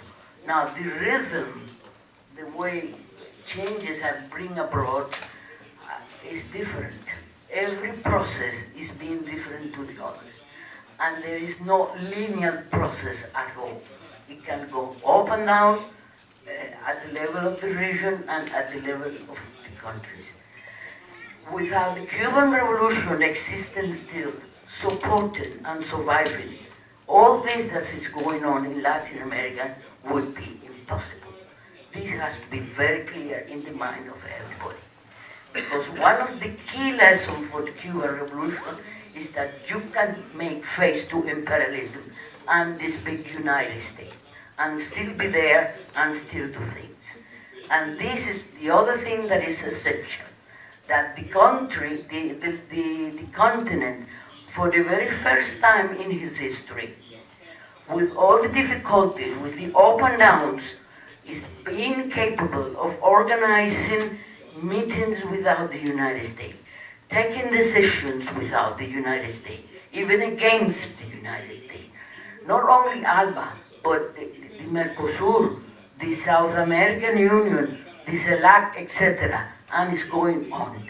Now, some countries are more, governments are more radical than the others.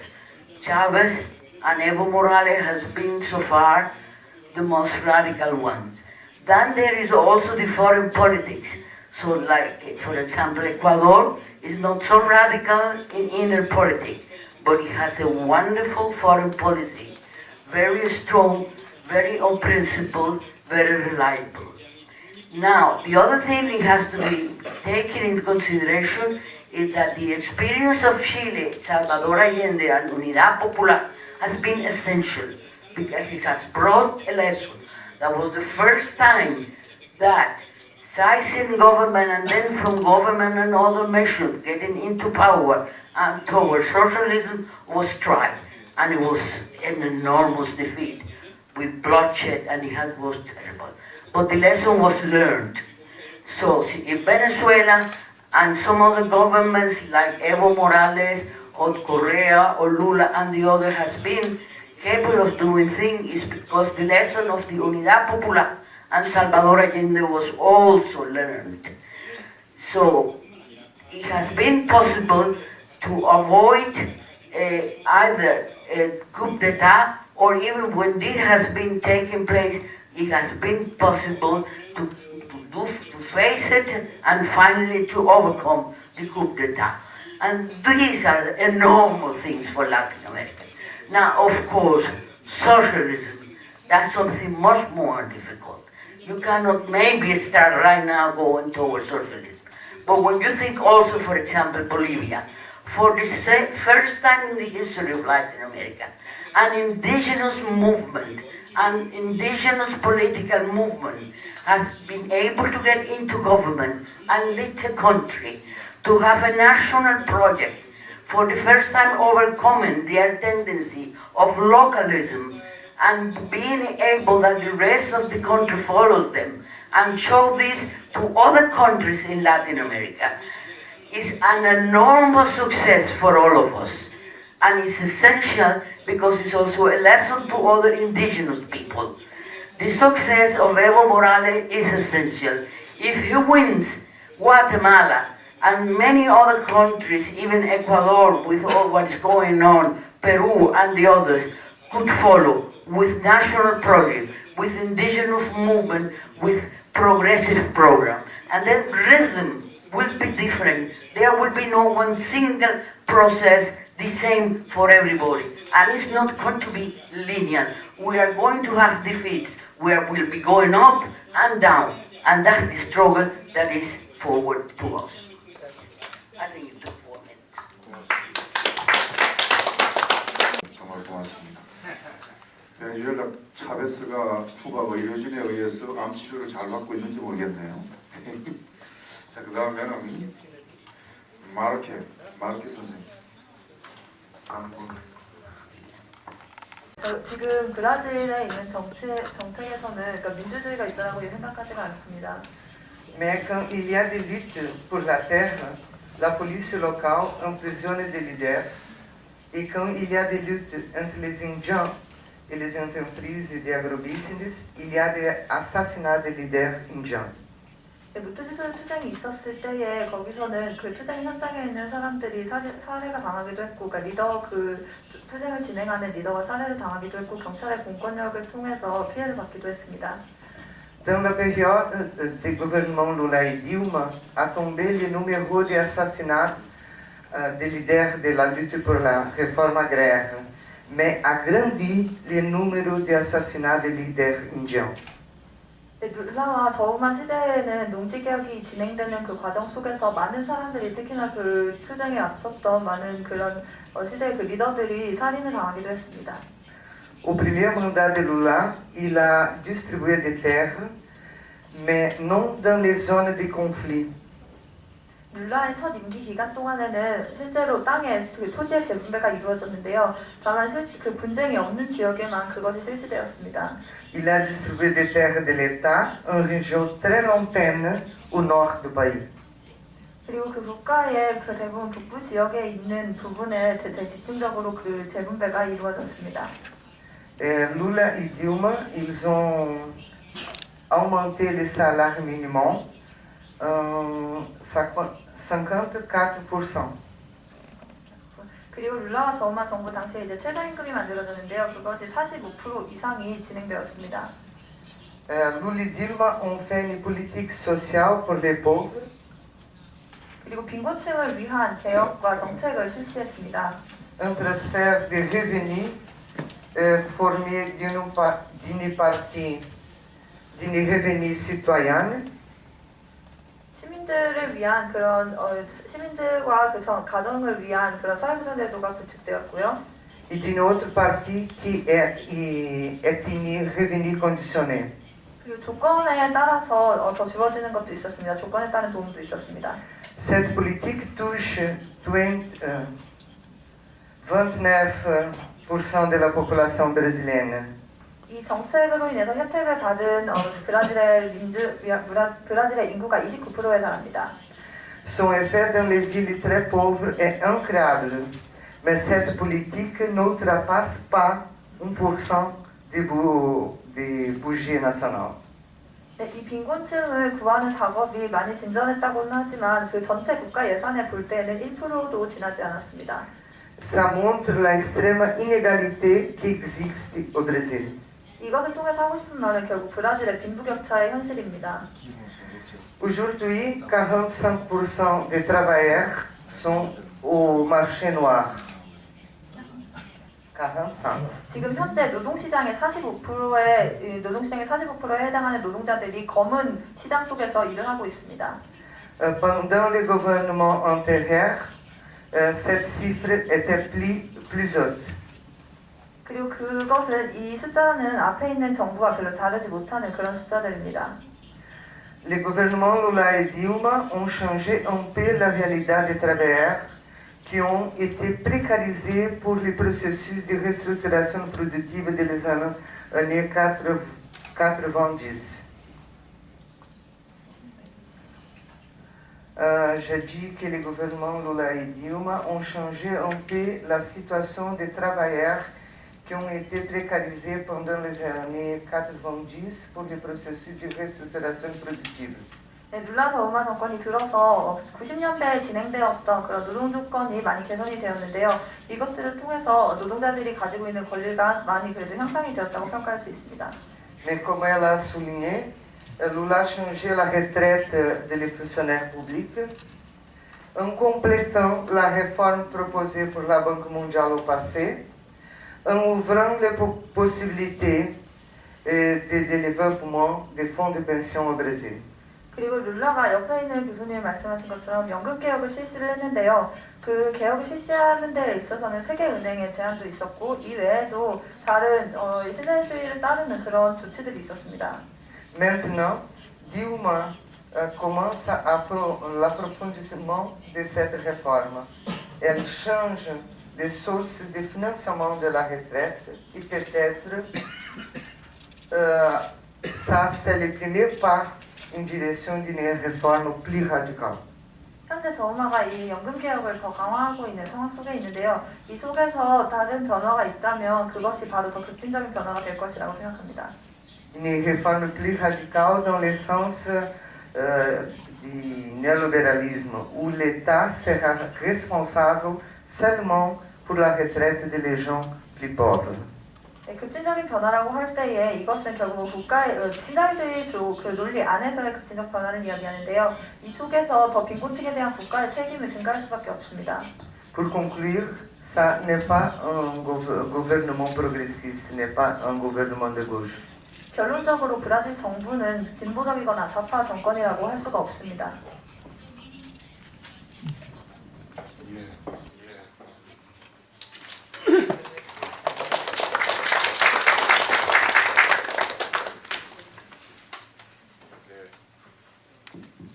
네. 우리 마르케스는 룰라 정부 한계에 대해서 강조를 좀 많이 해주신 편입니다. 나카타니 선생님 3분 내로 해주세요. Je veux parler un peu, pas exactement sur l'Amérique latine, mais je veux parler un peu sur la politique impérialiste des États-Unis vers l'Amérique latine. 저는 이 자리에서 라틴 아메리카에 대한 진보적인 경험도 있지만 제국주의가 어떻게 라틴 아메리카에 실시되었는지 어떻게 적용되었는지에 대해서 말씀드리겠습니다. L'impérialisme nord-américain a commencé depuis la constitution de l'État-nation nord-américain et par la doctrine Monroe. 미제국주의라는 것은 결국은 북미가 시작할 때부터 원로주의를 통해서 그때부터 만들어졌다고 생각합니다. Les États-Unis a pris presque la moitié du Mexique à la fin du 19e siècle. 19세기 말 미국은 이미 멕시코의 절반을 가져갔습니다. Les États-Unis ont créé un programme pour l'endettement des pays sous-développés par tout le monde. 그리고 지금 개발도상국도는 아직 후진국이라고 하는 그런 제 국가들을 상대로 부채라는 것을 만들어내고 그걸 통해서 미국 속에 예속시켰고요. Je recommande le livre de John Perkins, Mémoire d'un assassin économique. 특히나 존 펠킨스의 책에 써 있는 그런 검은 시장과 그리고 검은 노동에 대한 이야기를 강조하고 싶습니다. Cet endettement a été la base pour la gigantesque crise de l'endettement des années 80 en Amérique latine.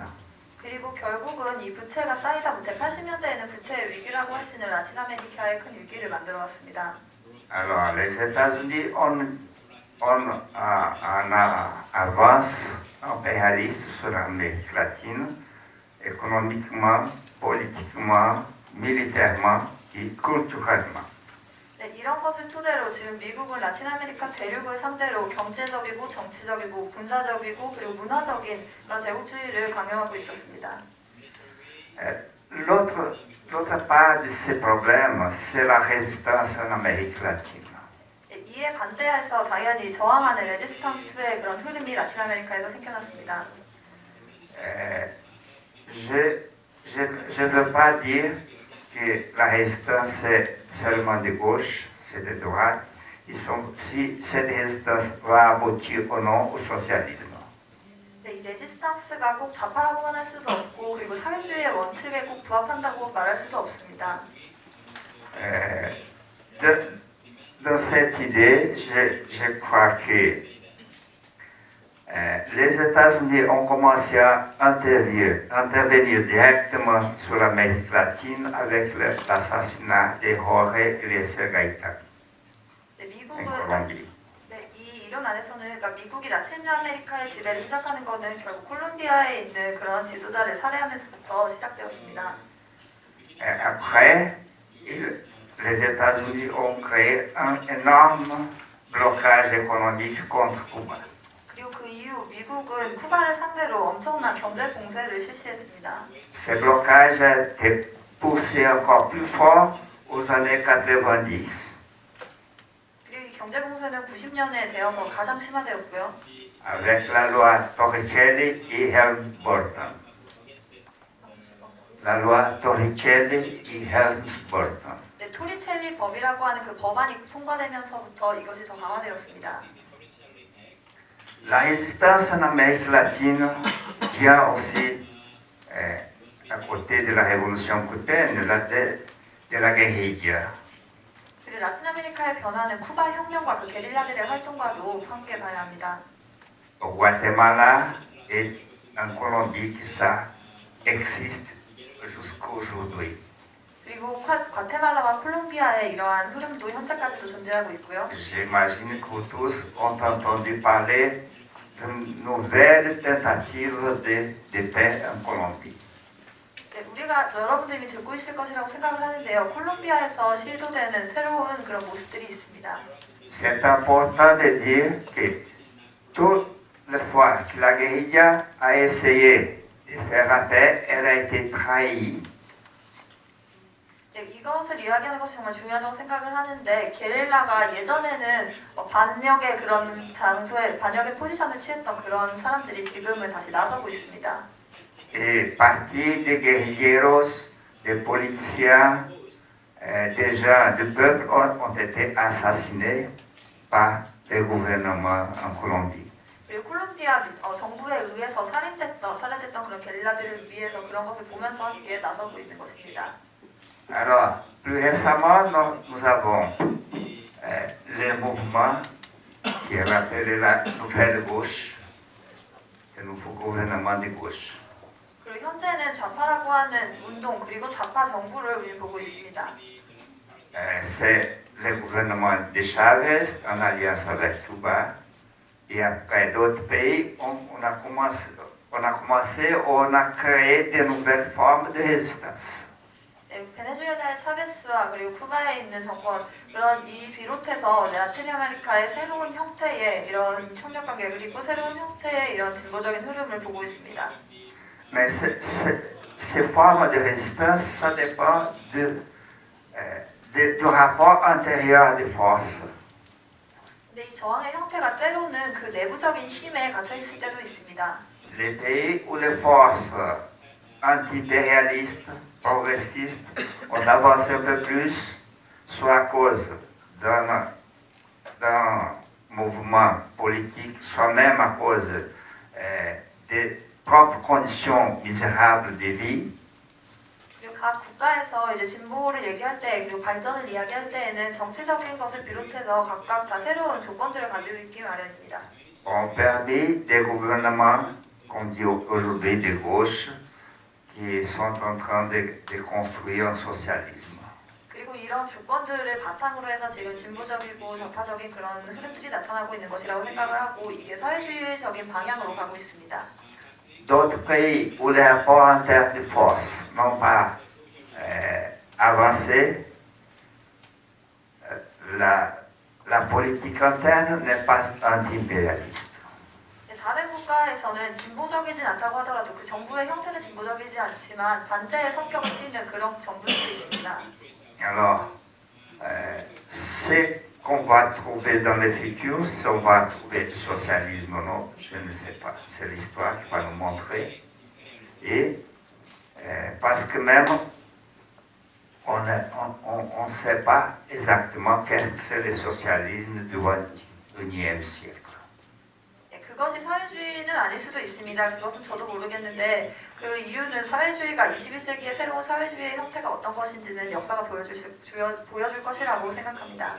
Merci beaucoup. 네, 감사합니다. 고맙습니다. Je vais parler sur le mouvement zapatiste au Mexique. 네, 저는 여기서 멕시코에 있는 사파티스타 운동에 대해서 이야기를 하려고 합니다. Le 1er janvier 1994, comme une réponse à l'entrée en vigueur de l'ALENA, c'est-à-dire l'alliance avec les États-Unis et le Canada commercial, et les ZLN fait irruption avec une rébellion armée des indigènes.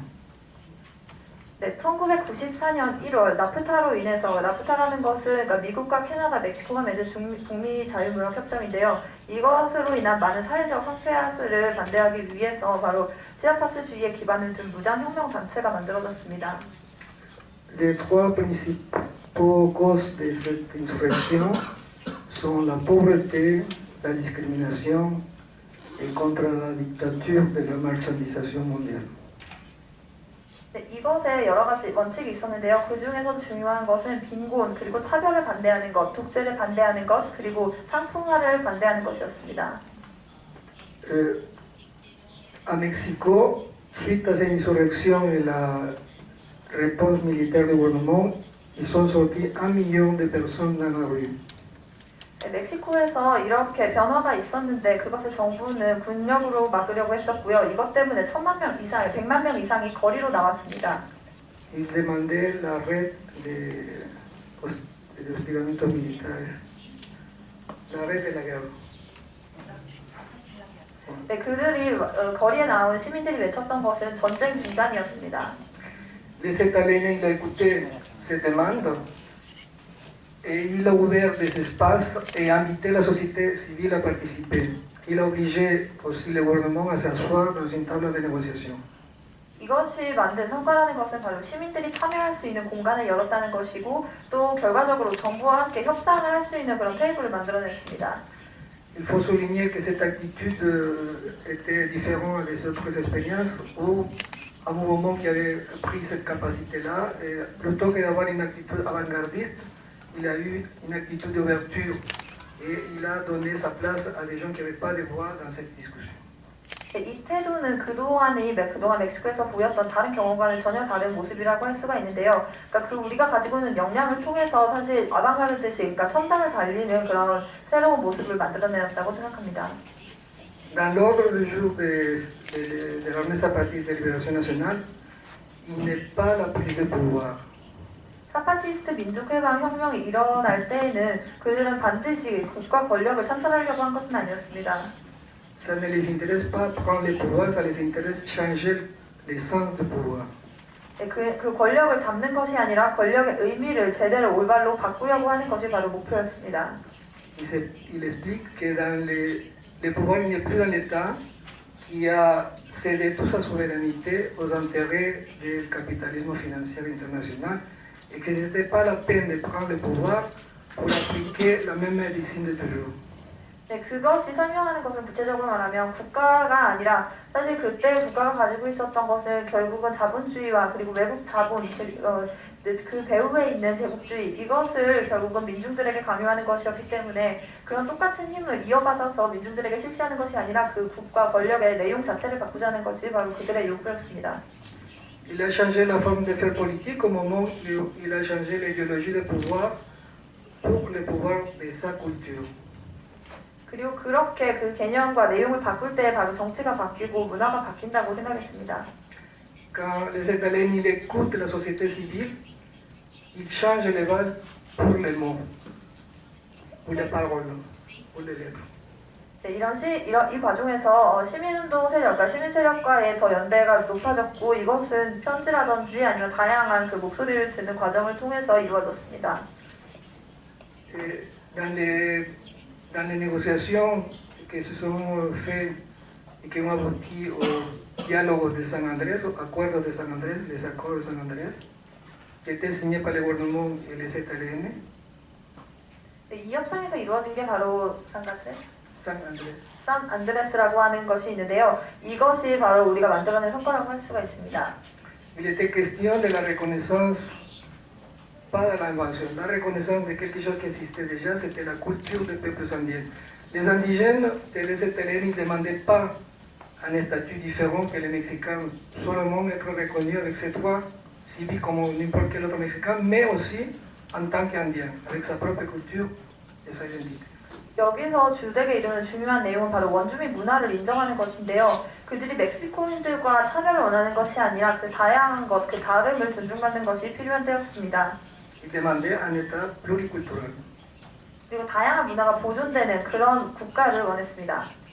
Naturellement, le gouvernement il a trahi son engagement et plutôt il a fait une réforme constitutionnelle contraire à ce qui était signé.